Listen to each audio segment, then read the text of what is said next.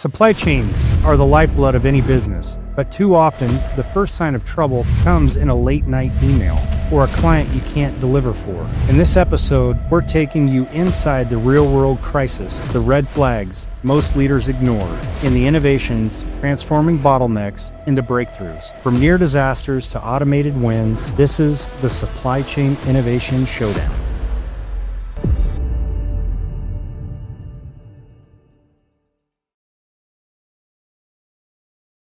Hey everybody, welcome back to episode 38, Never in Reverse. I'm your host, Jeremy Axel, co-host Doug Cox on the West Coast.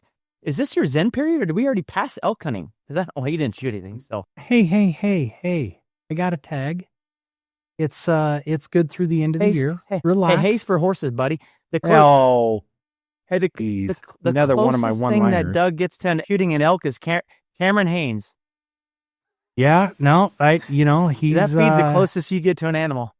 Gosh, no. Well, guys, thank you guys for joining us. Like, subscribe. You can find us on Spotify. Well, all the audio platforms, video platforms. We're going to drop into this is kind of an operational topic about supply chain innovation. And we're gonna go into just, if you're a young entrepreneur or a seasoned vet, sometimes, having blinders on because of established entities kind of get stuck in their ways. We're going to kind of uncover some hidden truths around supply chain issues and what that means and things that we've learned and what we do to help buffer some of the chaos that does come in at times. Near disaster elements of supply chain. I'll tell you what, man, during COVID, oh boy, the chinks in our armor were very, very, very clear. Doug likes to call it the one trick pony. Don't be that, the lack of planning on, I wouldn't say it was on my behalf. It was just the amount of time to uncover the pain when those near disaster moments, that a late night email, like boom, someone hits you up late and it's a vendor and or customers pressing you on a lead time, and that downward pressure from the outside elements that you can't control from supply chain and or vendor relations. I mean, those moments they're real. I mean, I've had them, and COVID was pressing on us. And, during that moment, I felt, I would say, the inability to control the results through the lack of diversification. It was a nightmare at times. The downward pressure was, you're getting lead times on certain components going 50 weeks, and now you're digging for assistance, secondary resource, because of the lack of planning on my behalf. Yeah, just the lack of planning, right? One trick pony. The single source of failure. You find out real quick during that quick burden to the outside elements, their capabilities to shine or their lack thereof, and then in turn it comes back to you, right? So I think, Doug, just the moments around the near disaster around supply chain, be very, very, depending on, and I wouldn't even say it necessarily really matters what stage you're at. You want to be mature, not just trying to make it. I think you need a revenue first, but once you get kind of in that established process, it's important to hone in yourself in a way that gives the ability to support influx and of be clients, diversified, and I think, in COVID, maintain the level of service. Mm-hmm. Yeah. And going back to the COVID piece, I think for any business organization or even a consumer, I think that was a huge learning experience for us all, because look what happened with manufacturing during that period globally, shut down, right? So now you have supply and demand issues, right? Big takeaways and learning experience. Don't let history repeat itself. And here we are in this tariff war that we've been in for the last, 6-8 months. And I think the dust it's starting to settle. We're seeing it. But here's a 2.0, not fully in the sense of COVID, but I mean, we're seeing, raw materials, like what we use in our organization and manufacturing and different things, the stress and the pressure or, the additional expense against that. Now, if you're dependent on, one single supply source, I mean, you better start rethinking it, because there's a threat and vulnerability in that. And I think our takeaways and what we've learned through COVID and what we're experiencing in some of these tariffs and trade, you better be keen on being diversified in your raw material suppliers or whatever it may be, that you can survive, an impact or, a lead time that's going to constrain you. If you're diversified, you've got another outlet. But I mean, a lot to We're be still learned going through from. some struggle. I mean,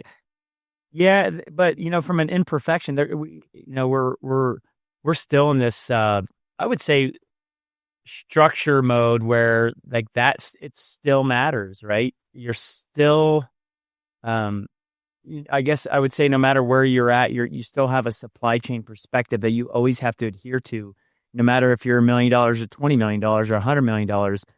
That if those aren't addressed in the sequence of growth and ratios that matter to that structured revenue, you can start creating exponential burdens and exponential risk to your entire model, and then now your customer base, and we all know that that customer journey is important. I think they say about 75% of organizations have supply chain issues, and I would probably say that the majority of that sits within the due diligence sector and or diversification around those parts, components. From it could be location, it could be importation, it could be, which obviously tariffs are creating this probably exponential issue. Swag. Think about that $25 billion industry right now, what they're facing from the pressure to the consumer and the absorptions of the rates changing so fluidly that you get an order and it's not shipped. I mean that order now can be burdened with a tariff or a reduction in a tariff, but we haven't seen the reductions yet. But my point is, like, those you're in a pretty tough spot with the tariff sector. So I think that the lack of lack of planning, or maybe the supply chain doesn't have the diversification. Maybe it's a very critical, unique component that requires a very specialized single source patented vendor. Well, now, that's another whole area of supply chain. Now you got, and that does happen when you have certain patents and stuff like that. So not only can you have, simple direct supply chain issues off of common components, you can also get very unique specialized issues where you have a single source that there's nothing you can do because of patents or special tooling, so I've seen that too.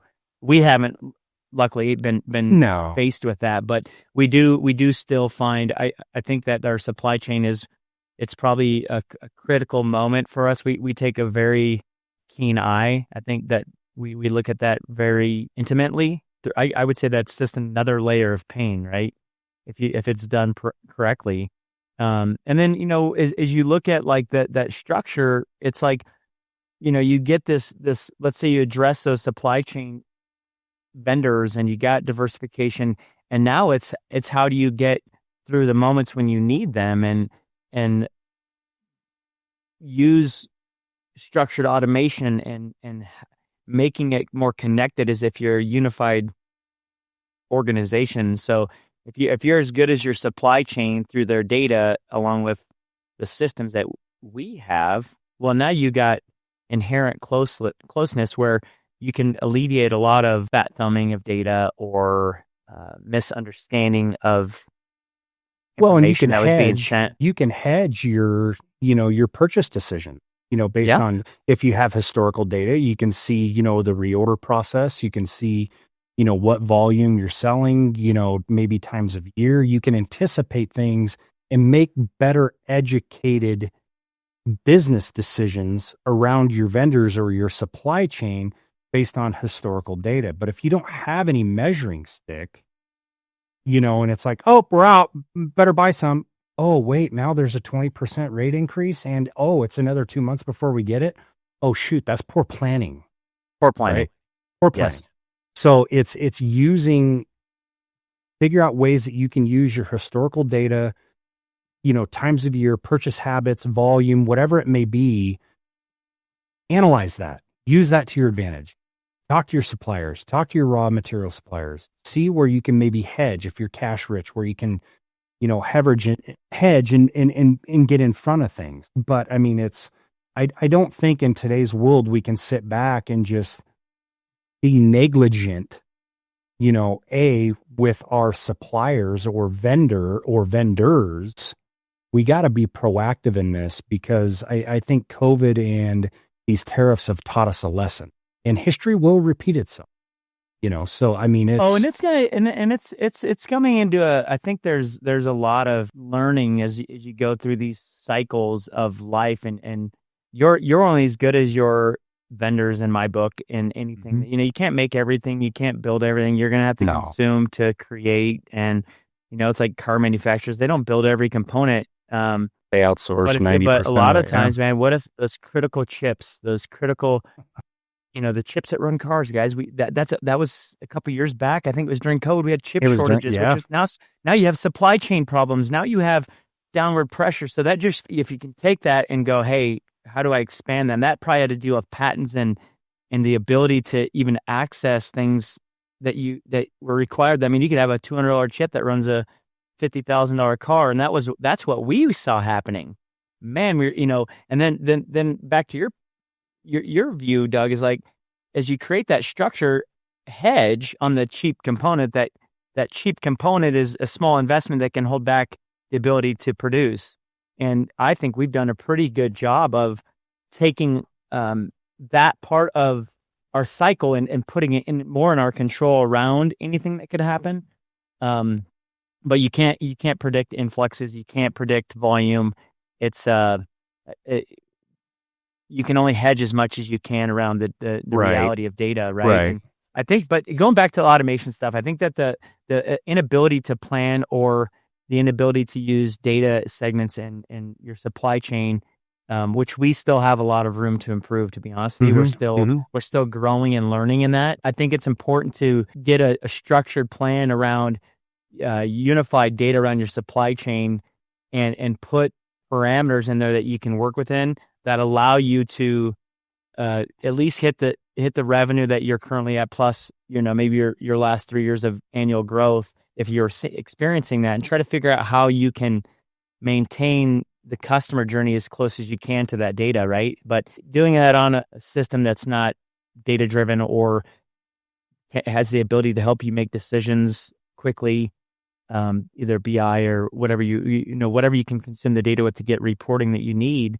It's important to automate as much data as you can to give you perspective of against your supply chain. So, I think that the automation is still, it's an evolving cycle, but I think if you can get your data as close to the vendors as you can, and pair that with automation, and don't change all the time just for change's sake.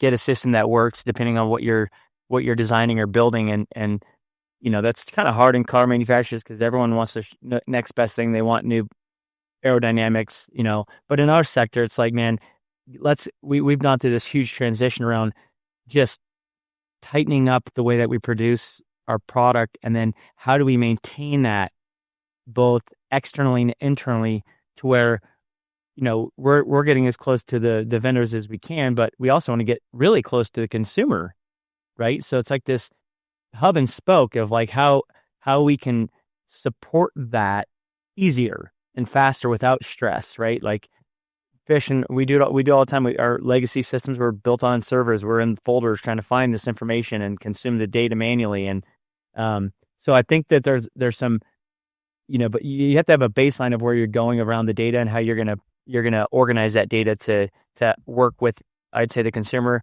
your team internally, the vendors, et cetera, new vendors, right? How are you going to distribute data to get diversification easier? And then more importantly, support, right? So being able to support that product in the 911 call or the proper planning call, right? So there's two, we always say it's like a 911, man, that they come at you. You just don't know what's going to happen. Something broke yesterday and they need it now. So that experience requires a totally different supply chain potentially than the guy that's doing proper planning or has spare parts, right? So we experience both of those. So I think just automating systems that can work with the hierarchy of your vendors where they fit really good at is super important. Don't just sit back and be like, that's a lead time, because that's what the consumer doesn't want to hear. They don't. When it's broken, no matter whose fault it is, it's coming back to you. They're coming in hot. They Or need guess it now. what? They're going to go somewhere else and they're going to find somebody to service them. And that's Exactly. a threat to your valued customer. You're opening the door to them to go get a different experience. And digressing back into the vendor piece, I mean, talk to the vendors about where they're vulnerable right now. Ask them, about it, because they probably have some constraints. They're probably feeling some friction in some places, one way or another, and ask them to divulge what pressures or what things they're seeing or what they're forecasting. Then that gives you a perspective of what this is going to look like with that vendor for that product. Am I still in a good spot in a linear path with them, or do I need to start thinking about an alternative to subsidize, with that vendor, and, just making sure that, no matter, because we all know customers, I mean, they have times to wait, or there's ones that's urgent, right? And what supply piece might be best fit based on the nature of the situation of what the customer is in as we support customers. Right. So being diversified with your vendors, knowing where your friction points are with them and understanding that to where you can better serve your customers and not just be, nope, sorry, can't help you. You're out 6 months. They're going to go, okay, I'm picking the phone up. I'm finding somebody else. And this is one of my favorite things, man, is the diversification of the vendor selection. Don't get tricked by the smoke and mirrors on the front end stack of marketing. Doug, when we've matured, my biggest thing is, okay, cool. What is my next step after the initial dance is coming? What do I like to go do, Doug? Right. What do I like to do? I don't know. It's what does marriage look like after 5 years? I want to go. I want to go on site. Yeah.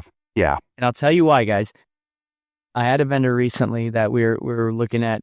We have diversified. It's promising. I'd go out there. It wasn't even close to being able to support. Now the front end perspective was like, yeah. But when I got there, behind the curtain, buddy, it would have been a bad idea. It would have been a bad idea. Didn't match. Really bad idea. And then it would have came down full force on us and our team. So I think those site visits are extremely important, especially that's based off of risk, right? There's an inherent, where does that item sit in your progression? How important it is to fulfill?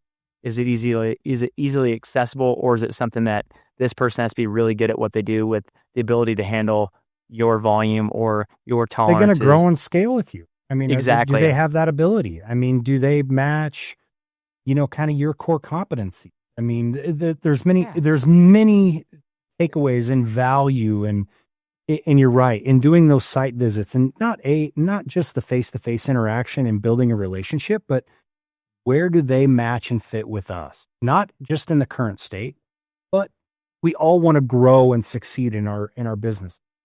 Is this vendor, a supplier, they going to run with you? You're going to see how I'll tell you what, I did it on a couple, and I think people get sometimes it's not, I'll be going to do something else and I know they're there and I've walked in, I'm just like, hey, I want to come see. And I think they almost get caught off guard because you're going to get the, hey, here's the case study PDF. Well, perfect. That's so easy to create. Perfection. Here's our good website. Here's our cute or really good marketing stack. I just had a guy do this to me, right? He hits me up on a social media platform. Everything, all these things look good. And I said, listen, I don't want the fluff. Give me 3 people, names, numbers. When I say numbers, I want their cell phone numbers. Because in my world, in Doug's world, want references. No. Oh. If you're that good and you have that many raging fans, they're going to say what? They should be speaking highly. If they always say, oh, we have NDAs and stuff, I go, I got those too. But if you're that good, they're going to take 5 minutes of their time to elevate you. the case studies, that's beautiful. The beautiful website, I'm going to tell you right now, I've struggled with this for so long. There are very few people that will genuinely give me a true referral that I can talk to. I just had one guy probably in the last year that will actually do it. I hit them up so often when they come to me, and I'm like, I'm kind of interested, but I don't want your case studies. I don't care about your marketing stacks, and I don't care about your video testimonials.